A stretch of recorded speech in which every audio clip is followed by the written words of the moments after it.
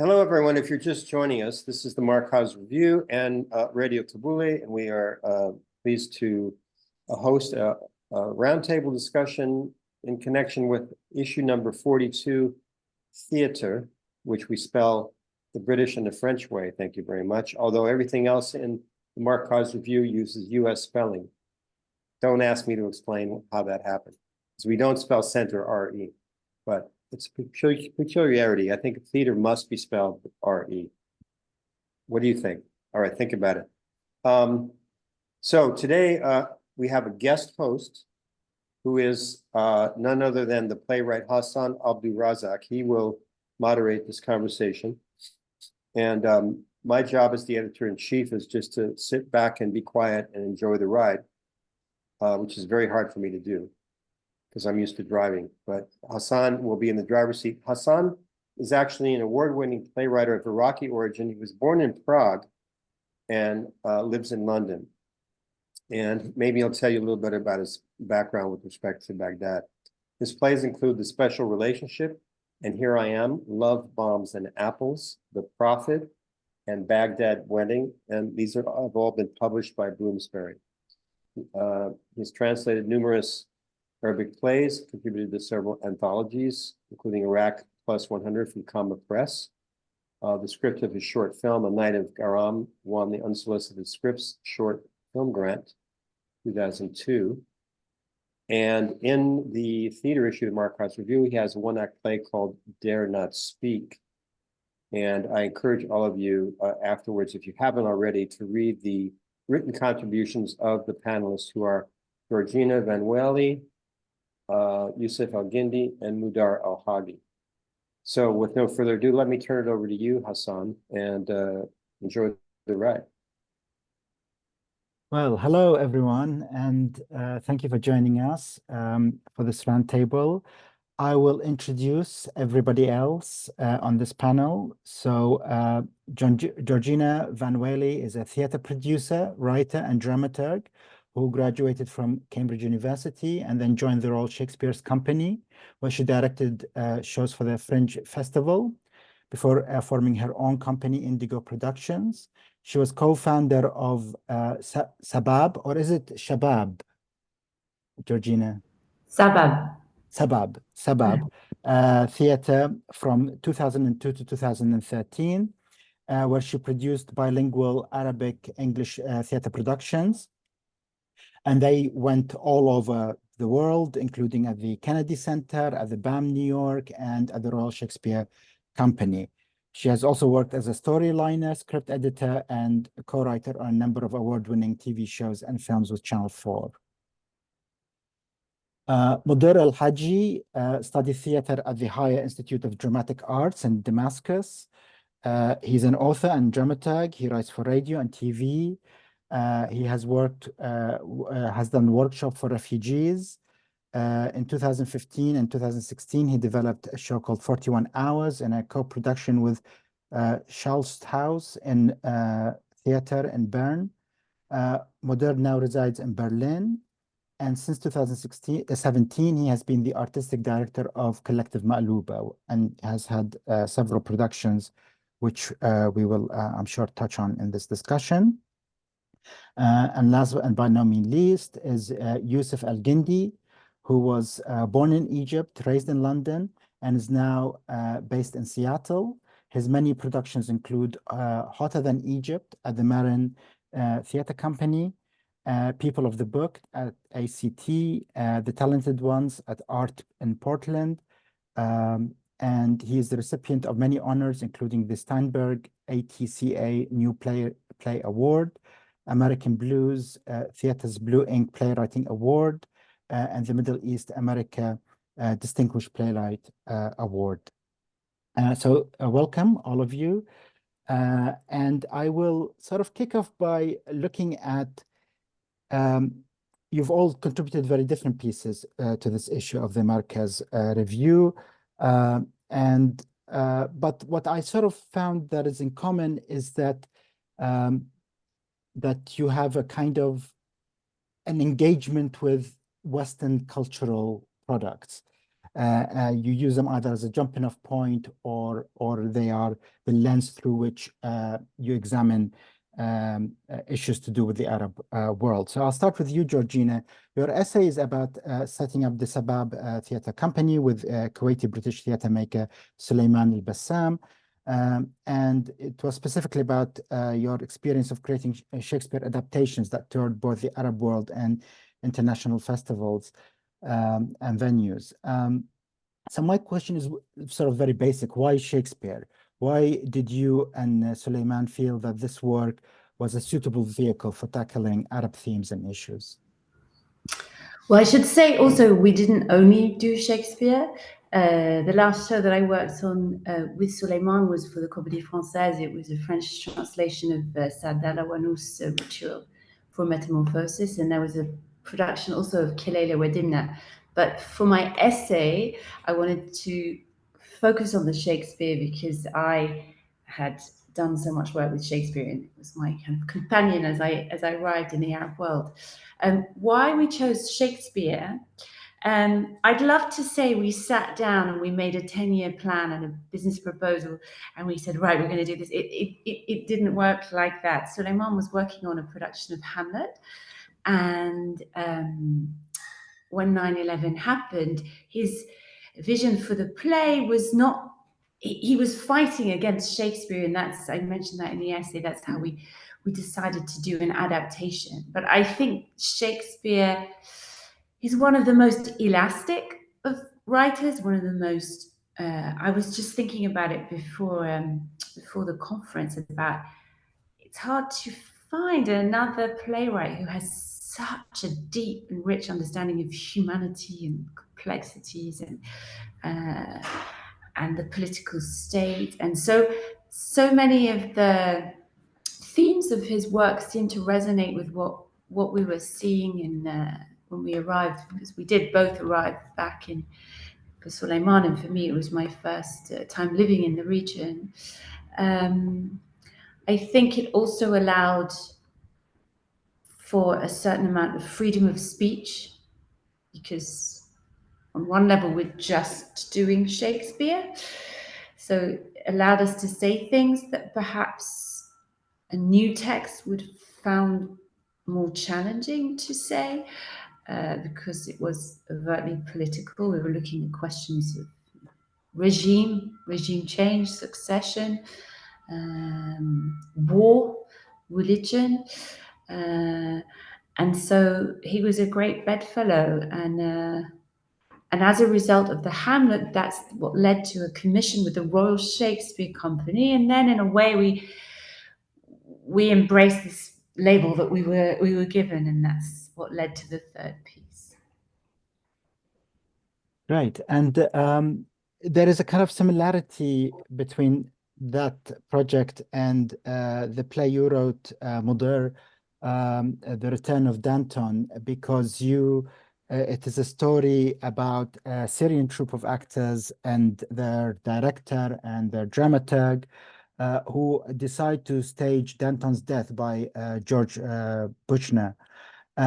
Why did you choose that play as a vehicle to tell the story of Syrian theatre makers in Germany? What was the impetus behind that?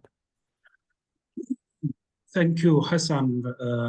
For me, I can say what I choose is not really Danton, but I choose to tell the story of those Syrian theater makers group who newly arrived to Europe, and they are trying to create a space for them to present themselves on the German stage or the European stage. So they choose Danton. So the question why they choose Danton, and because they are trying to find the way to present themselves to the German scene, and they thought that okay, maybe a a German text by a very famous classical German writer, Georg Büchner, and it is a story about French Revolution, and it's staged by a Syrian theater makers. So this mix somehow looks like very sexy for the theme.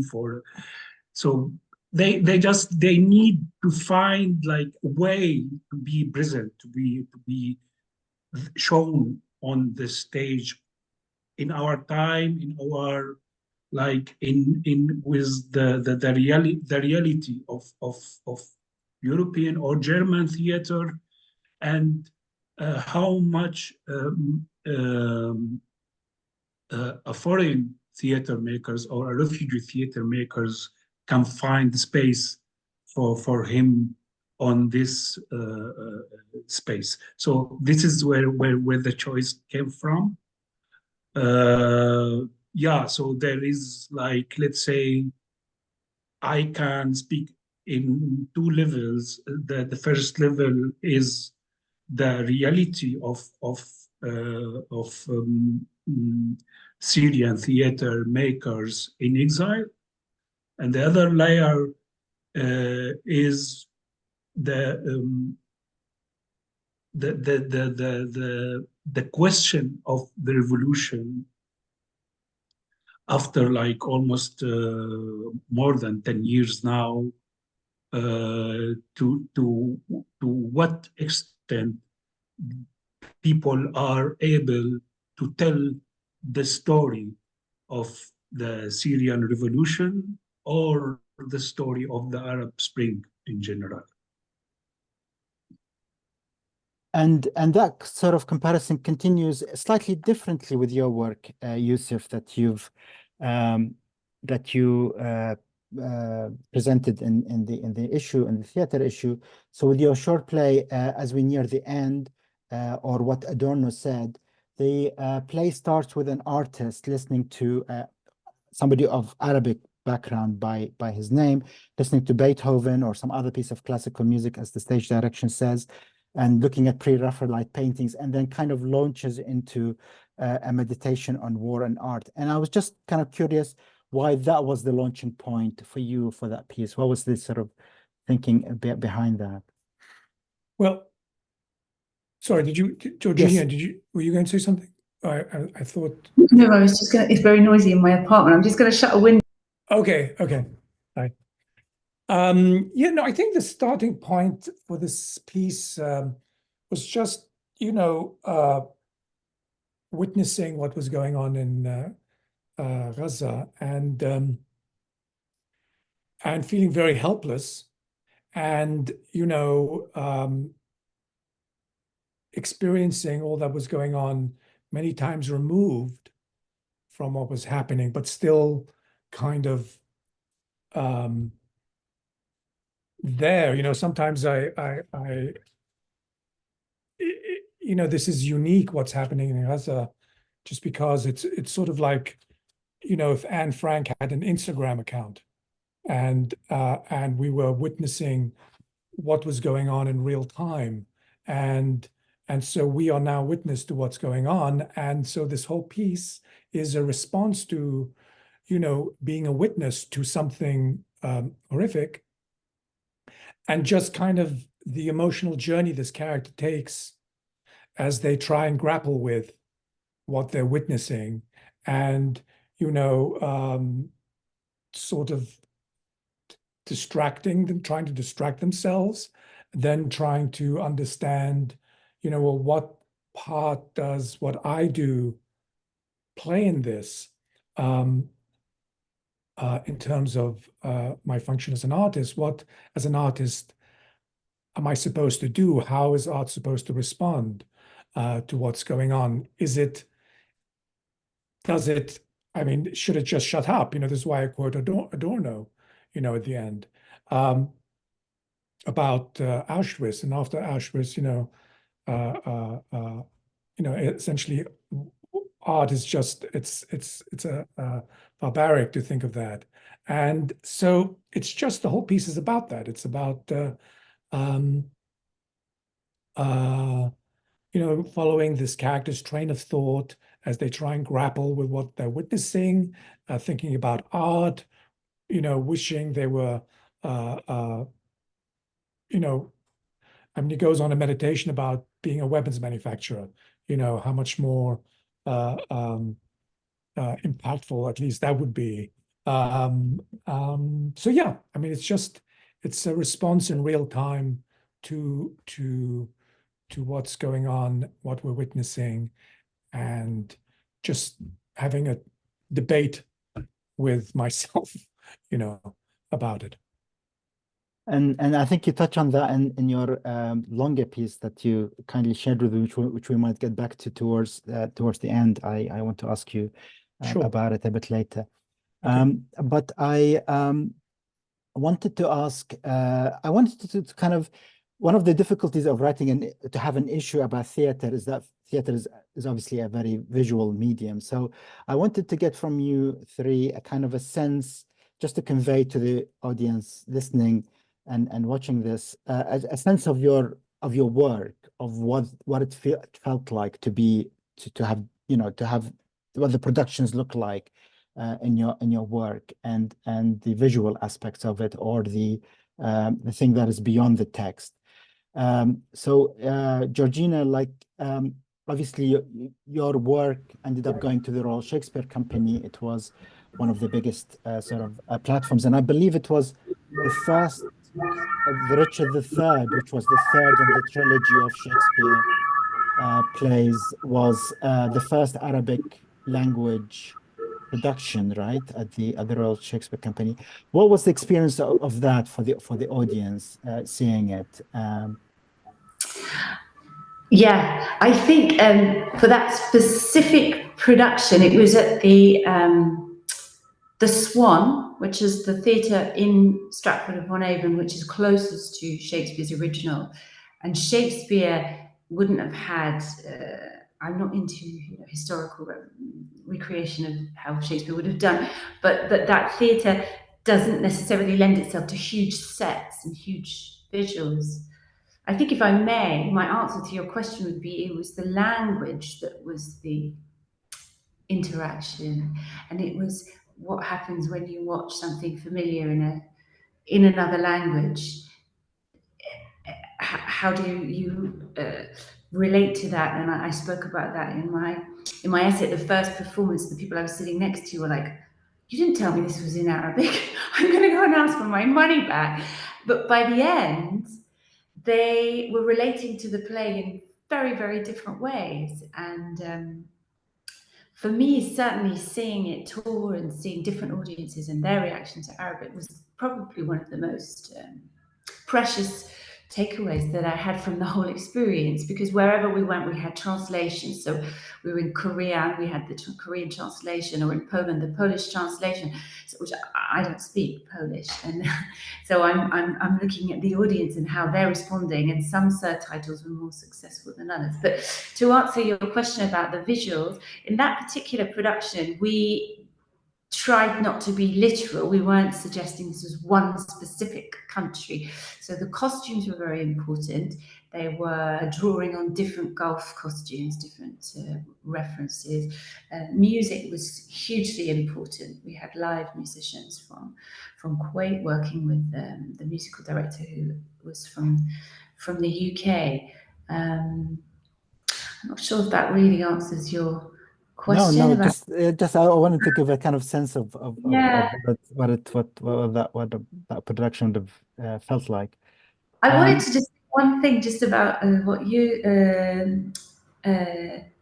Yussef had said about how do you respond to events, and thinking about Shakespeare. Shakespeare didn't write about England of his time particularly, and he had no problem in setting plays in like Measure for Measures in Vienna, or writing about Troilus and Cressida and having it in English, and in a way, sometimes you feel he was searching for what resonated with what was happening, but taking it out of the literal context. And so, perhaps something we could talk about later.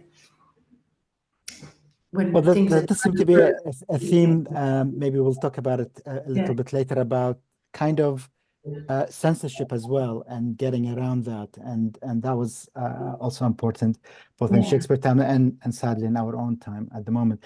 But I wanted to turn to you, Mudar. I wanted to ask, in your plays, both I've had the honor of, I should say, kind of disclaimer, of translating Mudar's plays. So I translated the death of the Return of Danton and the Long Shadow of Alois Brunner, which is Mudar's latest play. And both of these plays, there is an element of the actors being part of the story. There is an element of their autobiography being, you kind of rely on that. And I, as this is sort of a question that's pertaining to your practice, really, is if you can explain that process a little more. How do you work that in? How do you get the actors to sort of agree to this, or be part of it and be open to that process? And is this something that you've kind of a more recent arrival in your work, or has it always been the way you work? Yeah, I start from the end of your question. No, I think it's somehow recent as it is process in general. So since 2017, when we as the group of Syrian theater makers founded the Collective Ma'loube and start to do theater in Arabic in Germany with a collective of Arabic or non-Arabic artists and the same Arabic or non-Arabic audience. One of the most important questions that we always start from what we want to tell, which story we want to tell, or let's say that was my personal question as a playwright. But in both The Long Shadow of Alois Brunner and in The Return of Danton, I think it was not an aware or a clear decision to have like this part where the actors and the story of the actors, the real story of the real actors, is part from the big story. But before the real story of my own story as a writer also was part of the big story. So I think it was like a normal step, let's say, or a normal, it's normal that, so it's a process. So we didn't decide. We had the moment when we felt like it's here, that it's here, and it is the story that we want to tell. I'm saying that because of, if we come back again to The Return of Danton, this is also one of the main elements of the story. In our reality, which story we are telling now? Is it the story that we want to tell, or the story that we must tell, or let's say we are expected to tell? This is what the scene and the market are expecting us to tell. And this question is one of the main dynamos of our life as not only theater makers in exiles. It is maybe the artist question globally. But with the exile situation, there is another layer in it. Does that I feel might resonate with your work, Yussef? You have you kind of a lot of your play, well, a lot of your work kind of grapples with the representation of people coming from the Middle East and how they are seen and so on. So how does that sort of sit with you in the sense of in the way you write your plays and the way you trying to present them? Is there an element of kind of translating a culture to an audience, or is it more you're not inhibited by those questions?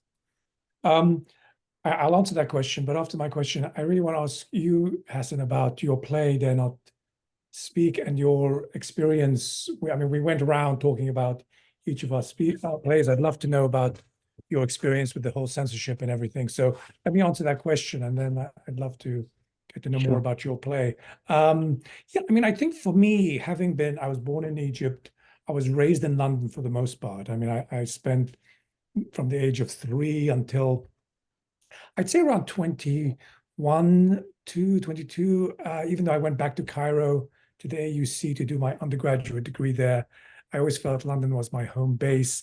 And then from there, I came to the States, and I've been here essentially ever since. So the whole question of perception, of how am I perceived in this, you know, whether it was in London or in the US, you know, these questions don't arise when I'm in Cairo. I mean, when I'm in Cairo and visit my family, my concerns aren't really the concerns of the people I speak with in terms of representation. But, you know, we are, wherever we are, you know, the question of how are we seen comes up because that affects you. It's a real thing. It's not a academic theoretical matter. It's actually, it impacts you, it impacts your life. It impacts your life in terms of policies, you know, big macro policies in terms of the, you know, wars and invasions, also sort of laws, domestic laws, how that might impact you, day-to-day interactions. What are the narratives about you? What are the narratives about me as an Egyptian, an Arab, a Muslim? You know, what are those narratives when I'm speaking with somebody? Those narratives are in their mind, and very often it'll escape, you know, some of the more stereotypical negative elements of those narratives will escape in the course of the conversation. And I'll see, oh, I'm being perceived in that way. And that is impactful. And so my plays, in a sense, do involve that question, does sort of weave its way into a lot of my plays, because that seems so elemental, so basic. You know, we all the narratives that shape our lives. It's everywhere. You know, and you know, in the States, in the UK, the narrative of the Middle East, of Middle Easterners, of Muslims, Muslim Americans, or, you know, these are all warped. They're just warped, and it's very it affects us.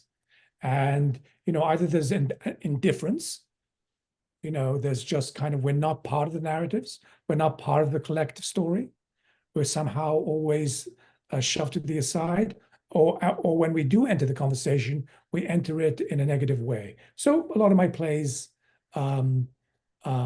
deal with that. To segue to you, and in terms of narratives and how they're perceived, and how they're perceived specifically in the UK, and when you try to talk about what's happening in Gaza at the moment, I'm curious what you, Hassan, experienced in terms of trying to bring this up and, you know, write this play about it. What was your experience with that? Well, we've had a kind of a censorship of this issue in the UK. in the sense of theaters were reluctant to speak out about this issue.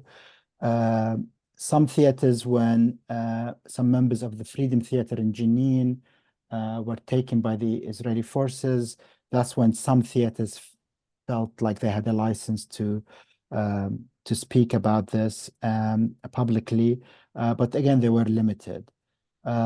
So there was a group of us artists. There was a particular director, Cressida Brown, who wanted to kind of create a project around coming at it from the angle of censorship, because that was kind of an angle that we felt was kind of broad enough to bring a big group of collective artists into it. So the reason why the reason why I went with the angle is because the Arts Council, the main funder in the UK, put out a statement saying that if people make a political statement, they could be in jeopardy of losing their funding. And that created a very strange atmosphere. Suddenly, it's like you can't talk about politics. And later, it was revealed that was specifically to do with Gaza. The government had spoken with the Arts Council on that front. So anyway, Cressida wanted to put on a show, and she got several writers to contribute to it. And the piece that was published in the Markaz Review, Then I Speak, is my contribution to that. The play was, we had no funding. It was put on at the Arcola Theatre in their small space, but word of mouth got out. There are so many people who are very sympathetic to the Palestinian cause, that as people learn that somebody has made a play, and there's some kind of response, audiences started coming, and then by the end of it, the show was sold out. It was on for a week, but still with no publicity and so on, we didn't think that might be possible, but it did happen. And then Arcola decided to program it, and it's coming back again in September. So it's moments of, it's really resistance by artists, and I think you deal with that in your kind of longer piece that you kindly shared with me, which is, I think the title is this is didactic, but so is a gun. But so is a gun. And yeah, I had the pleasure of reading that, and that, that is, I think we're in a moment where art has to kind of try and transcend these boundaries.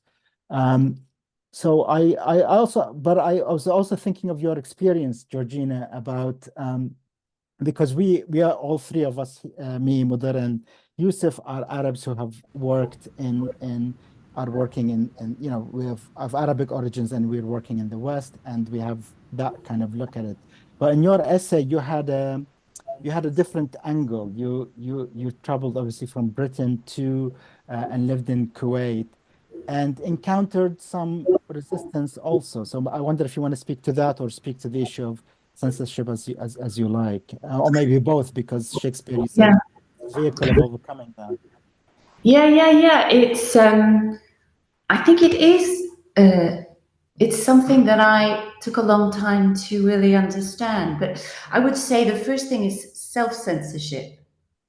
Because on the one hand, as a British person living in the Gulf or working in Beirut, you're invisible.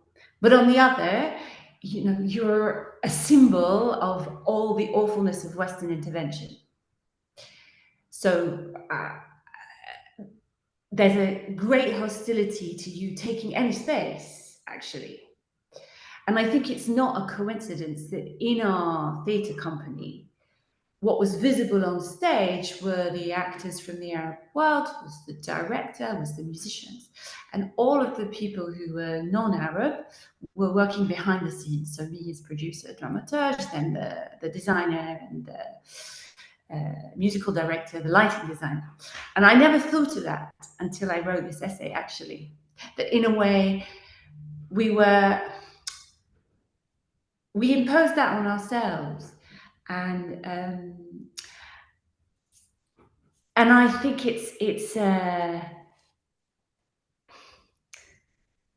I think it's time for some countries, and I would not be speaking for one moment here about Gaza. I'm talking about more the Gulf or Saudi Arabia, maybe Jordan, Lebanon, that voices from the communities there that are non-Arab should be allowed to speak out, whether it's a visual artist who's living there or a filmmaker who's living there, because I think that these are important voices that often, I know from my personal experience, I was really nervous to questioning my legitimacy. Do I have the place to say something? And it was very difficult.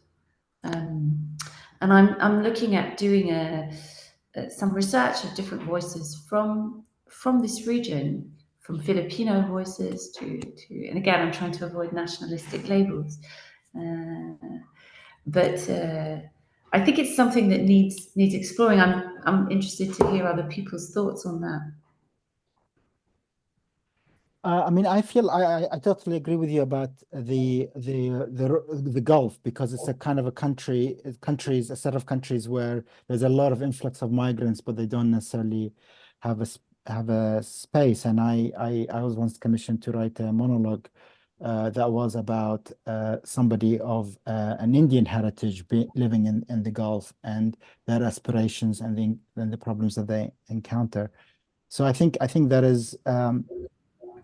that was definitely it was an interesting thing to read in your essay, because for me it's like I feel like I have the problem in reverse, which is how to make a place in the society where I am. There is obviously more room, perhaps, but there is also restrictions and many hurdles that one has to kind of overcome. So it was interesting to see it from that perspective.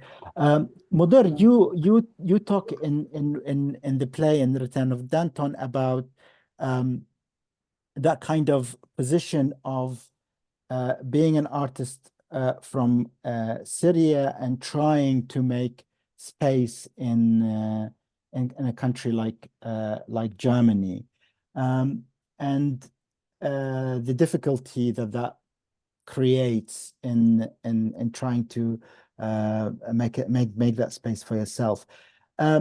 We've talked about difficulties, but does that also sometimes present opportunities? What was that relationship with the German kind of institutions? Because I know that we've talked sometimes in the past between us about, they were welcoming at first, and now maybe other things have happened in the world and there's less focus on Syria. So maybe if you talk about that experience a little bit. Thank you, Hassan. This is the first time someone asking me about the opportunities.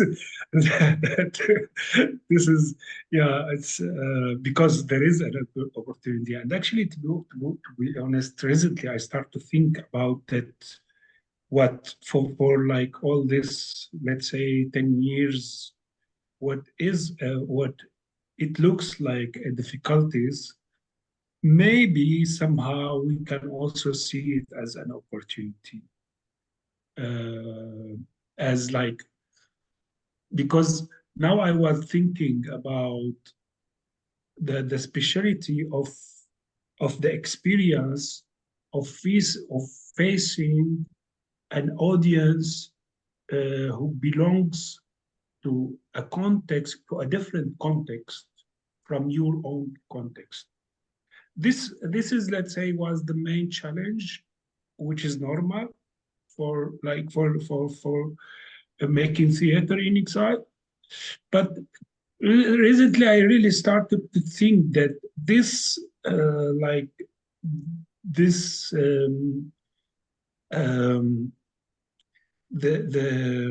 this gap, let's say, between me as a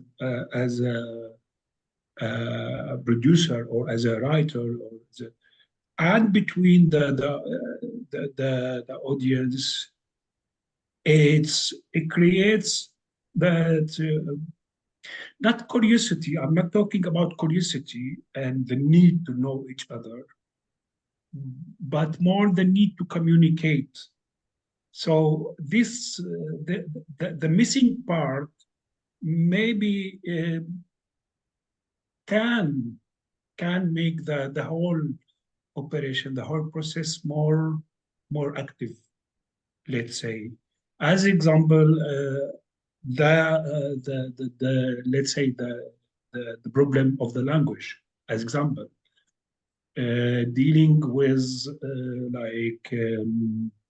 with subtitle on screen all the time, and starting to think where to locate this screen of the subtitle and how to put it in a way that could be part of the artistic vision, not confusing the communication with the audience. So this is like small details of this kind of challenge that could create another artistic layer in your work.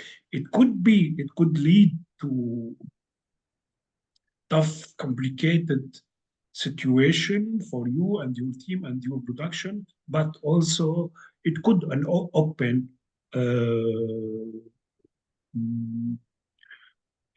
new window for our work. I mean, I'm now just thinking loudly because honestly, this is the first time someone asked me for the opportunities. So like, I just try to find an opportunity now. Well, carrying on with that, Yussef, is the identity that you have, is that does it create opportunities or does it create a hindrance? What's your experience in working in the United States, and what has that been like? I feel in your work, when I read it, there is an element of kind of combativeness with the audience. So maybe you want to kind of especially in that last piece that you shared with me, is there is a kind of an anger towards some members of that audience, particularly sort of the white audience. Is that something that you feel is reflective of just this present moment, or just a general problem? And I think you're muted, Yussef. Yes, I am mute. This is my life. I'm mute. Yes. I mean, I'm actually one of those writers who really wants to. I'm a people pleaser, so I'm always trying to, attend to the audience. I mean, not what I'm writing what I'm writing, but I do have a certain, how is this? I want to engage an audience. I want to entertain an audience, and sometimes I'm pissed off, but hopefully I'm pissed off in an entertaining way. And I'm sometimes angry at the fact that they're coming to a lot of my subject matter without a lot of background. It's sort of so that, I mean, it sort of ties in with what Georgina was talking about you're not of that place, but wherever you are, that's where you are. And you're not going to tamp down your voice. You're not going to suppress it, because you're going to suppress it until you leave. And then, I mean, your voice is your voice, and wherever you are, you need to be able to express yourself. And yes, you're always negotiating the new territories, and wherever you are, whether I'm in Egypt, and in Egypt you write a play and you send it off to the censors, and they'll look it over and decide. And here in America, it's more about self-censorship. Certain things won't play, and so you end up censoring things before they even reach the stage. So there's sort of this free-floating censor wherever you are. It just takes on different, manifests differently in different places. And, yes, I mean, I think everywhere is territorial. Again, tying in with what you were saying, Georgina, and I think Mudar, in your experience in Berlin, I imagine, is that, and Hassan, from the example you just talked about with your play Dare Not Speak, I mean, it's all territorial and everybody's kind of jostling to have a say. I think why it's more irritating in the West than in a place like the Gulf. In the West, there is this ideal about, oh, we're welcoming of all people, and we want to hear from all voices, and that's not accurate. The Gulf doesn't have these narratives, or the Middle East doesn't have these narratives. There's a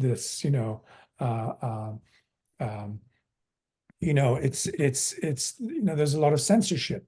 But what's hypocritical about the West is that it talks about,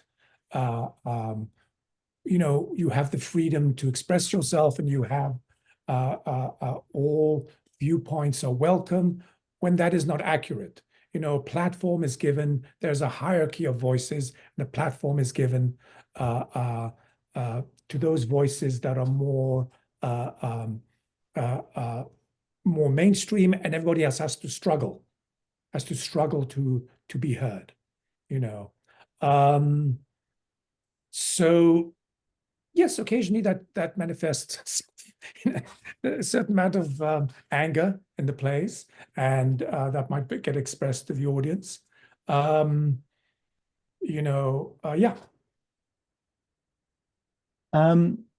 So I guess what I wanted to ask next is really about this moment we're in. What we are going through in the world, especially in regarding to Gaza. I wanted to focus on this a little bit as we are drawing to a close. The last 9 months have been obviously sort of incredibly distressing. Obviously to the people there, it's a genocide. It's something that is a terrible crime that is happening to them, but also for people who are outside and watching this and kind of feeling frustrated of not being able to do very much. In the UK, there's been some artistic response. There's been a group formed called the White Kite Collective, which is trying to put on testimonies from Palestinians and then opening up the space. But I really wanted just to go around and ask you what the impact of the last 9 months has been on you in particular, and also if it made you think differently about the work you're at the moment engaged in, if at all. So maybe starting with you, Georgina, if you can speak about this moment, and also from your vantage point, maybe in Paris, what that is like. I do think it's been a bit different in Paris, actually. I was very shocked to hear what you were saying about the level of censorship in London. I think it would be absolutely unhelpful if I weighed in as a British person now living in Paris who lived in the Gulf on the question of response to Gaza. I think that one has battles to fight in one's life. So my personal feeling, which is growing stronger, is to share in Paris works from regions that are not very well known. So I'm very interested in work coming out of Iraq, because I feel that it's also important to show the complexity, the diversity of a region, and countries that have been and are changing and coming perhaps out of terrible moments. That's my personal mission. I feel like if I'm going to contribute, it's to also show a different aspect of a region, and to support artists that I know working in the Gulf, filmmakers, and to just say, we're here, let's keep talking. For me, it's about dialogue across borders, and where I feel most effective. How it's changed me on a personal level, I definitely feel in Paris and I have kids, that people are very much speaking out. There's no self-censorship, none. And I'm really surprised to hear that about London. There's a big exhibition at the moment. There's a huge exhibition at the Museum of Modern Art, art from all over the Arab world. There's the Mohamed Bouissa of Algerian origin has a huge show at Palais Tokyo, where there's the Gaza Virtual Museum. Institut du Monde Arabe, like it or not like it, they're doing a lot. There's a fundraiser next week. So it's on the agenda on every coffee you might have. Everybody's talking about it. Yeah, I mean, perhaps I painted too bleak a picture of Britain. Obviously, there's been a massive demonstrations, and there's been activism, but it's just I kind of felt a certain disappointment with the response from theaters so far. I mean, things might change, people might get a bit braver, and put on work. But I know, for example, I mean, if it had been any other subject, by now people would be programming, Palestinian plays ought to be programmed if this was some, if it was some other subject from anywhere else in the world. So I feel that sense of kind of frustration. But I have heard that from other people. So when I read that from you, I was like, wow, that really is, there's something going on. I mean, obviously I was drawn to Troilus and Cressida because it's about a siege of a city and enemy and betrayal and all of that. I wouldn't want to stage it in such a literal way, but that's one of the main reasons I was drawn to that text. I want to talk about what everybody is sort of excited sure. talking about in a moment, but I just wanted to ask you, Mudar, about this occurred to me as I was sort of preparing these questions, that you coming from Syria and the experience of everything that you've went through, this must be this past 9 months. What kind of toll did it have on you? Because it could be sort of triggering in terms of memories from your own kind of past. And how do you respond to that artistically, if at all? Or is it a moment where it's more crippling, more like one is just following and not able to create?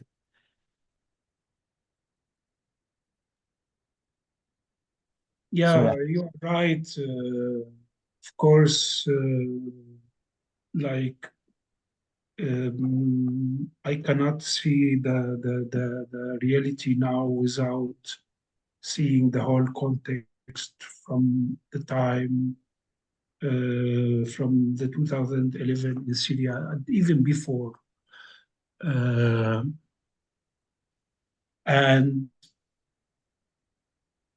for me personally, I still like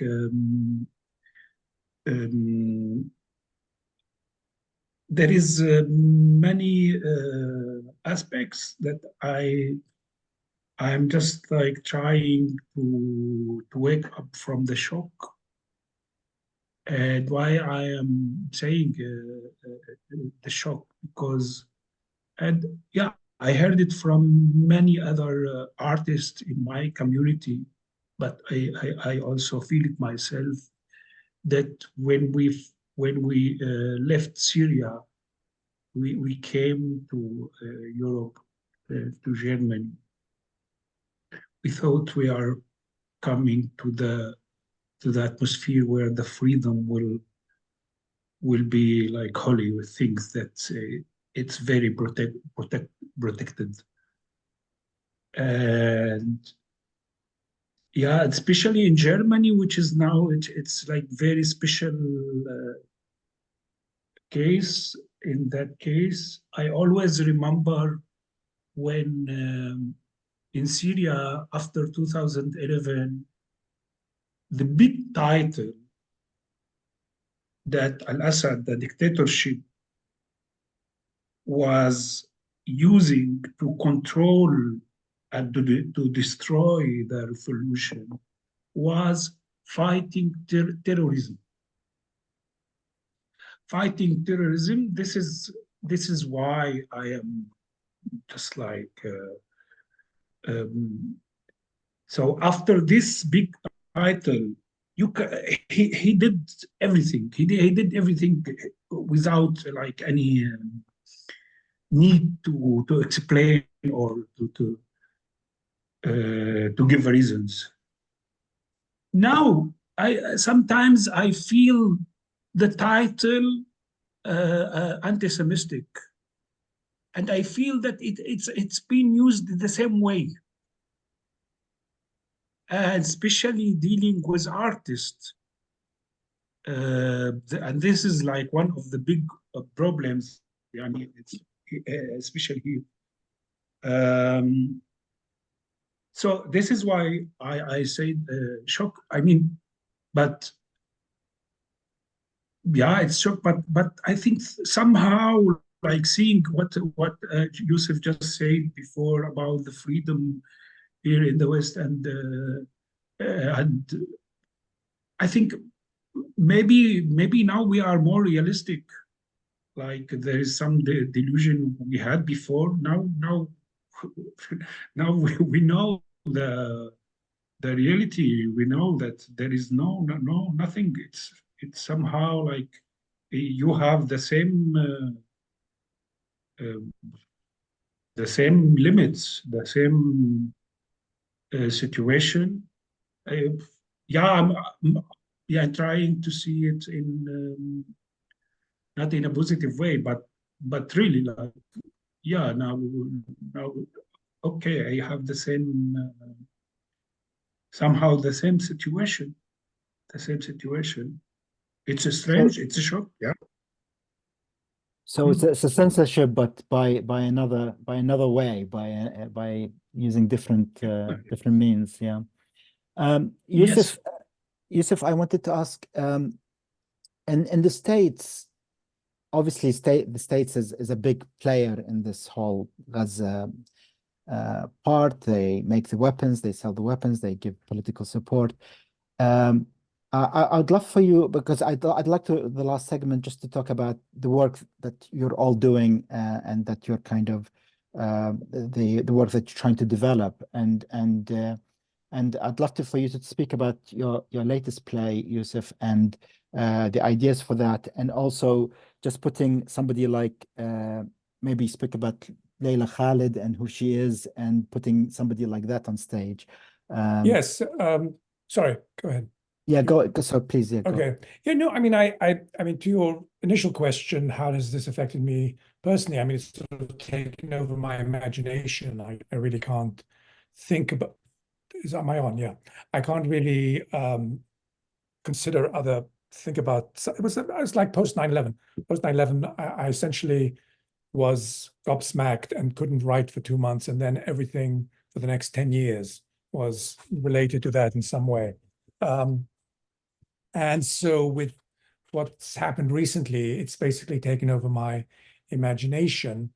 And so, this play I wrote, this longer piece called This Is Didactic, but So Is a Gun, it's, when you write about, and I have in the past written about Palestine and the conflict, and of the like 3 pieces I wrote, I think only 1 was performed. It's a very delicate subject here in the States, and I think you have to approach it.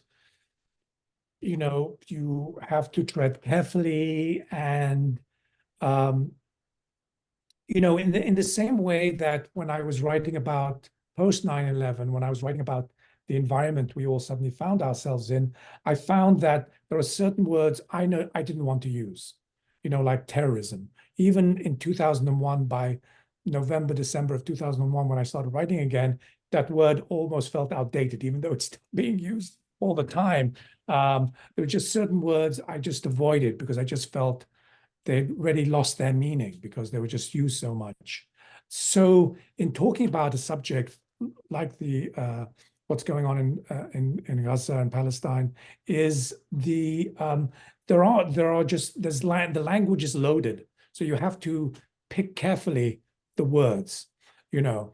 And in a play, this longer piece, this didactic, is, you know, it's a play that tiptoes and tiptoes until it finally just kind of says, screw it, we're going for it. And, you know, I remember thinking, well, shall I bring on the character of Leila Khaled or not? I mentioned her, and for a while I debated, you know, Leila Khaled being the Palestinian who hijacked a couple of planes in the early 70s.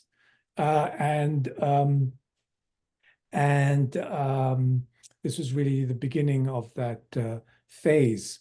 And so I was thinking, well, do I bring her on or don't I? And so I finally said, yes, bring her on.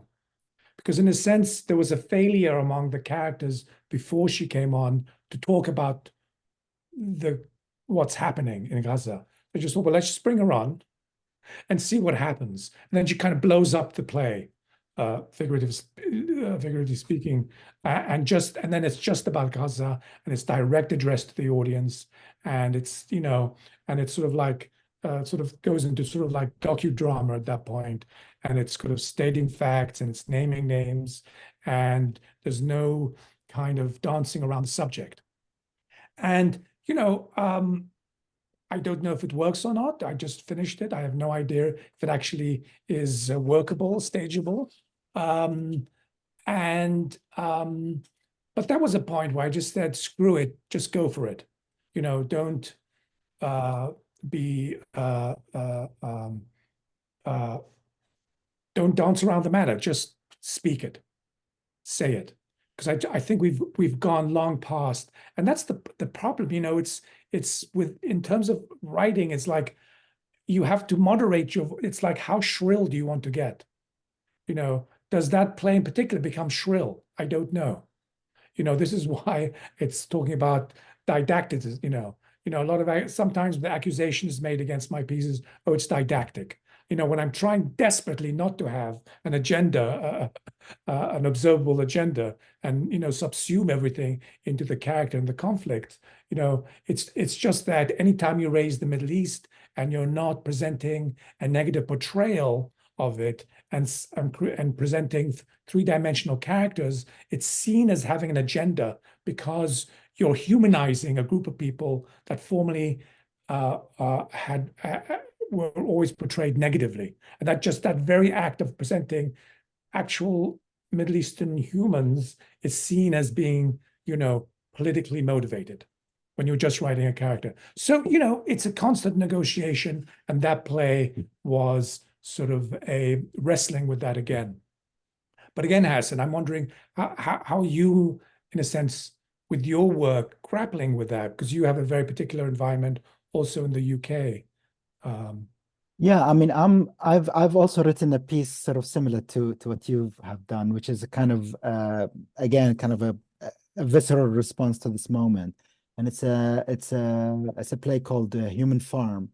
I went back to Animal Farm. I reread it. I drew inspiration. I was provoked by the phrase "human animals" that the Israeli general used about Palestinians, and that was kind of the seed of that.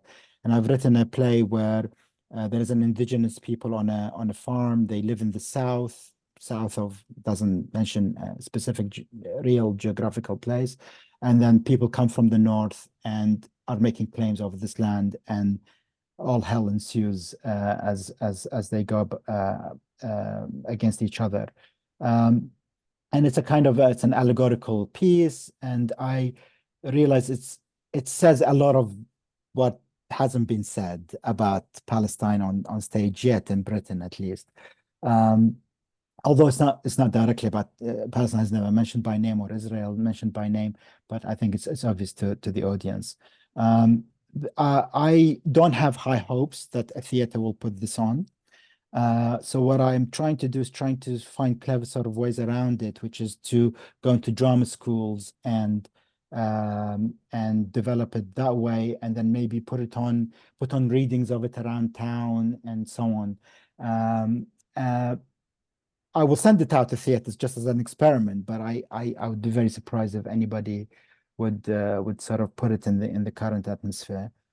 This is the same. My feeling is the same with the play. This is didactic. I have the exact same feeling. I keep thinking, well, who's going to do this? Yeah. But we have to try. I mean, there's nothing else to do. I will just end with you, Georgina. We began with you, and I wanted, because you mentioned in the end of your essay this trilogy of plays that you are working on, sort of Shakespeare's problem plays. So if you just tell us a little bit about that project, and you kind of reach out, say, to want collaborators or something like that. I'm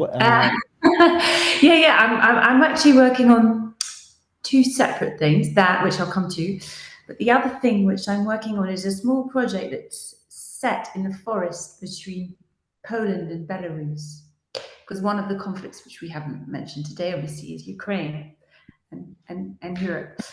But its impact also on the region. So it's a story about people that don't share a language in the forest, which is a true story. And I feel that's important to me, to bring those two elements together, because we're facing a global crisis on many levels. And so I just wanted to put that in. Yeah, in terms of Shakespeare, the problem plays, I've always loved the problem plays because they can't be categorized. They're very, very cynical, but their characters are just fantastic. And the thing that I believe Shakespeare was such a humanist. He could forgive almost anything, murder, envy, but the one thing he hated was hypocrisy. Religious hypocrisy, moral hypocrisy, and political hypocrisy that we're seeing right now. And so for me, I just was like, I have to go back to these plays. I have to do something with them. Troilus and Cressida is quite, you could see what's going on in Gaza in that play. It's the siege of a city that's going on for 7 years. And I'm not sure I would approach it like that. My biggest approach is through the eyes of the female characters in these plays, who are often silent. At the end of Measure for Measure, Isabella doesn't really tell us whether she's going to accept this marriage proposal or not. And silence, and what you've all been saying really is, I think what we're all saying is we feel silence, whether we're self-censored, we're not given space, whether we do speak but no one's listening. And so I really want to focus on those characters, not the ones that get all the airtime. It's the voices that are silent and hidden, and so that's what I'm working on at the moment as an adaptation, and I would very much like to do it similar to the project I did before with artists across borders in different languages. But it's early stages at the moment. It's text based. Excellent. Well, that's a great note to end on, kind of a hopeful project going into the future. So I will hand over now to Jordan, who I think has some messages for the upcoming program. Yes, thank you for that, Hassan, and thanks to all of you, Georgina, Yussef, and Mudar, for that conversation. If we can show our PowerPoint, I believe that we have some other programs coming up. I look forward to seeing your guys' work again in the Markaz Review. Here's what's coming up with us. We have a discussion about Amin Malouf's latest novel, On the Isle of Antioch. We published a review, which is kind of a naysaying review, so the conversation on the book could be interesting, maybe spicy. And then what else do we have happening? Oh, yes, I am going to present my book here in Montpellier on the 29th. This will be an event in English. I look forward to organizing something in Paris, hint, hint, Georgina, and then also in London. But it's a book of 25 short stories. And is there anything else coming up that we should tell people about? There's always so much going on. This is happening in Los Angeles. For those of you who may see this conversation in LA, this is next week or the week after. So it looks to be an interesting program, and it is a free program that we are co-sponsoring.